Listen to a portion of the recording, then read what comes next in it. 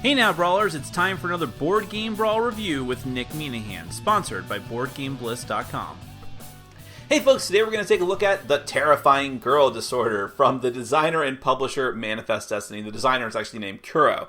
And that is the type of name that only a small Japanese card game could have. It's definitely in the running for most unique name.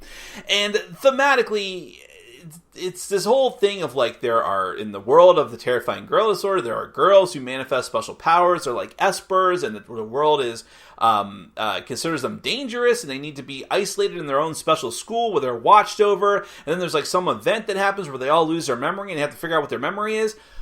But I can assure you that doesn't really matter. That theme does not really come into play at any real time during the course of the game. What this is a set collection card game. You are trying to take cards of these different characters. There's 7 different girls in the game. They're really represented by suits and numbers, and they all have different special abilities. You're trying to gather these cards, play them down, use their abilities, and then at the end of the game, depending on how many you have of each different girl, which sounds bad, it always will, you are trying to determine what your true identity is by piecing together all of your memories. That's the thematic part of the game. Figure out what your true identity is by having whatever card you have the most of. And if there's a tie, it's whatever. If you have the most of any player of multiple difference, you have multiple personalities, but you can only be one thing. And then you do scoring based on that. I know you're probably already confused, and you'll be even more confused when you watch the overview. But then we're going to come back, and I'll tell you what I think, and hopefully parse a lot of that out.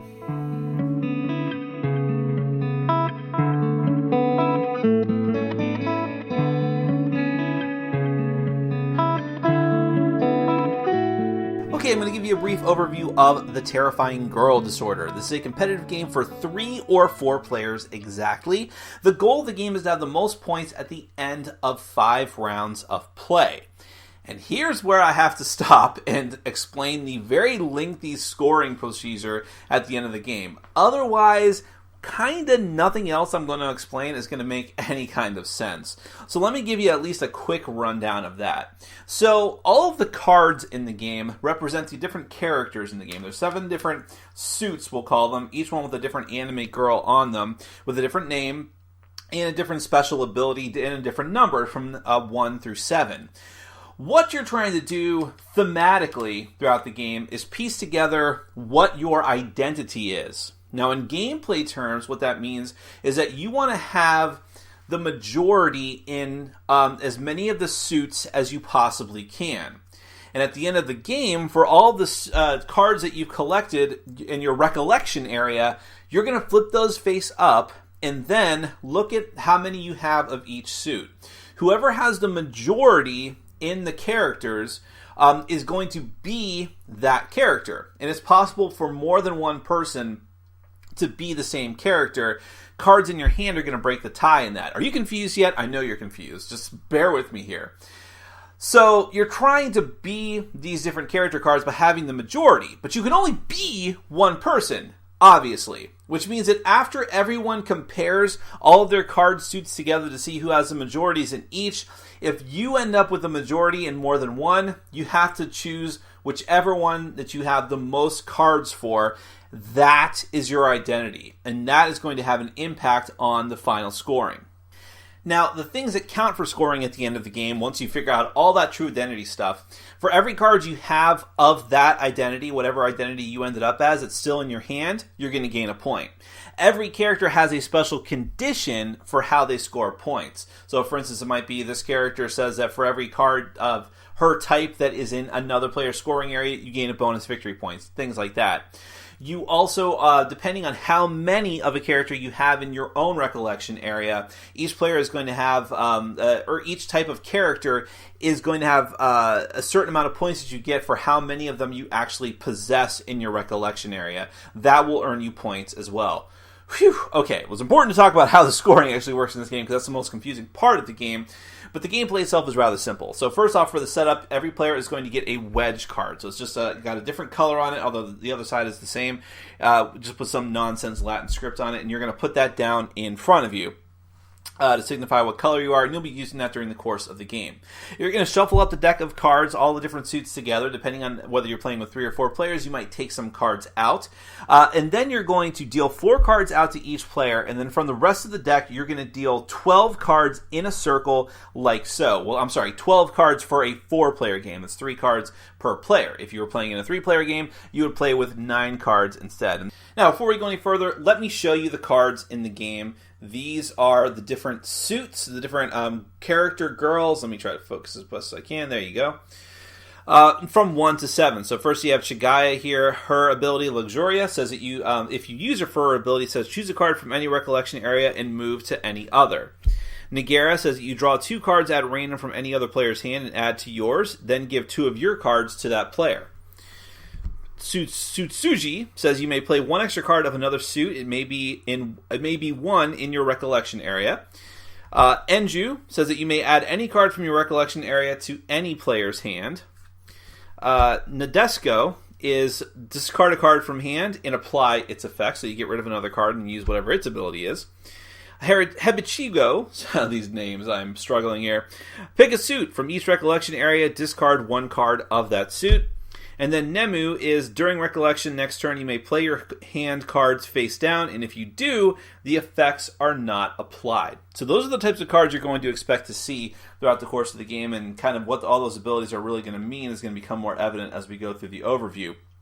So you're going to determine who is going to go first in the game, and they're going to take their turn.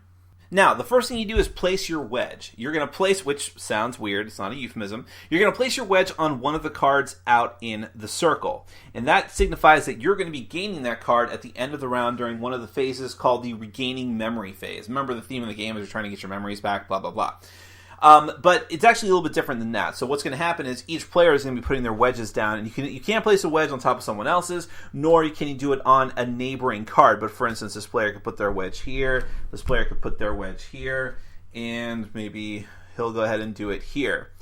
Then what's going to happen is, depending on what direction this token is facing, so at the start of the game it might be going clockwise, you are going to gain...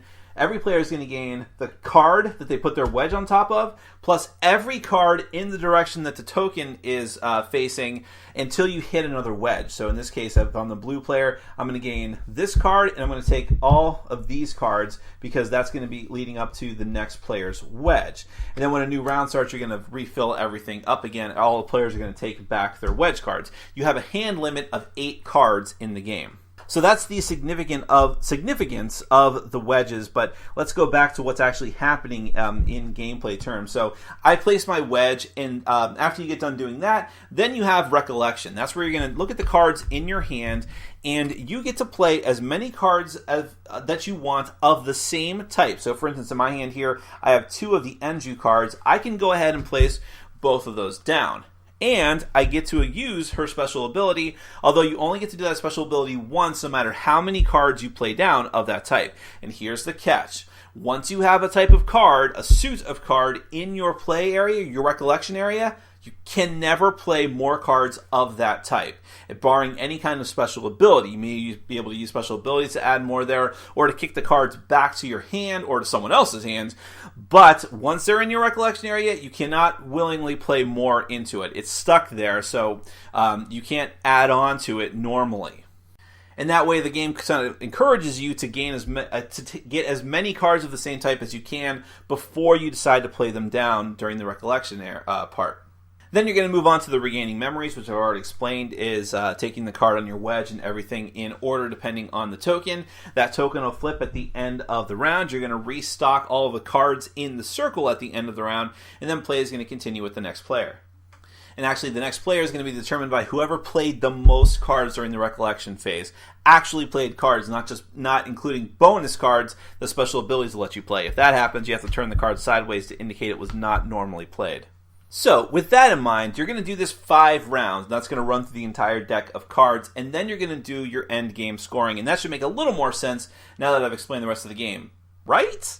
Right? You're nodding, right? Okay. Well, things are made a little bit easier because the game at least comes with cheat sheets for you to refer to. Not only to say all the different characters' abilities and scoring abilities, but also their recollection area scoring, which is how many points you can get for the number of your true identity's characters. Remember, you have to ascertain what your true identity is, and then you're going to score the applicable type. And by the way, if you end up with no character type because you did not have a majority in any of the different characters, you end up as Hegan, which is like the secret identity of Nadesco.